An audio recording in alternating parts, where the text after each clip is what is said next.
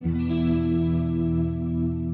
think desert knowledge is about sharing, it's about being inclusive, coming up with ideas, being innovative and tackling challenges and problems, just realising that they're there, but instead of being overcome by them, overwhelmed by them, either going around them, but getting on with business.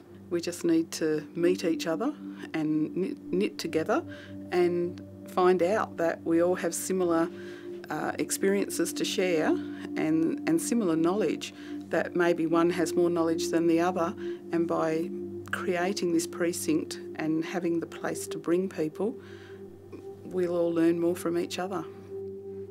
I think sometimes it's difficult for people to understand that working together as a team can have a huge benefit and a much greater outcome for everybody if it can work that way. Humans sometimes find it a bit difficult to do that because we tend to work in a bit of competitive isolation, and that's part of what Desert Knowledge is trying to make some changes in. So that's recognising the skills and talents that are here, being able to think outside of the now and be able to put your mind to where things might be.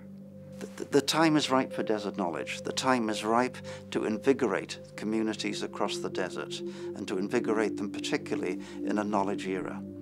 And this comes back to networking, it comes back to linkages, it comes back in part to having a culture within these communities, a culture of openness, a culture where people are able to talk, a culture where ideas move, a culture where firms fight like hell, but also have an ability to collaborate to reach more distant markets.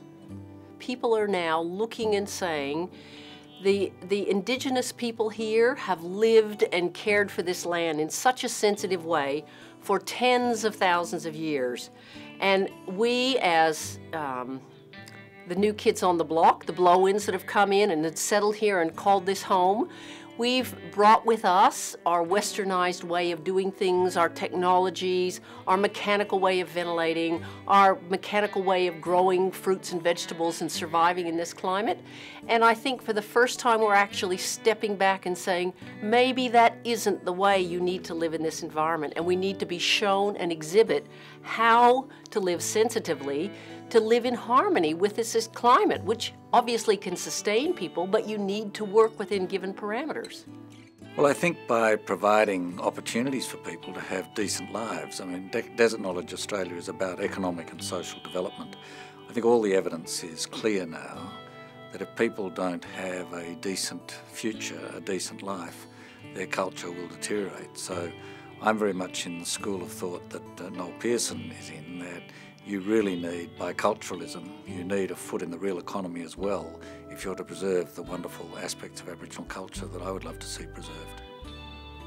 Innovation, creativity,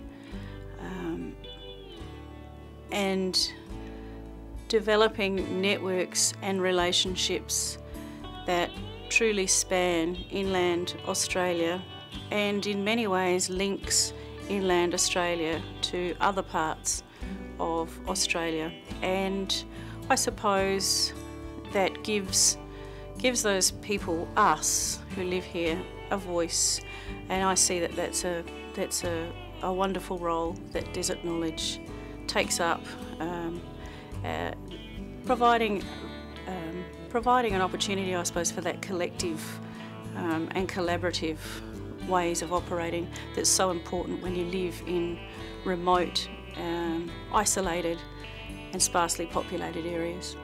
My thing is that it's taken what most people see as a barren area and they're actually proving that it's not barren. There's a lot of knowledge, skills, and they're bringing it together to make it something very strong.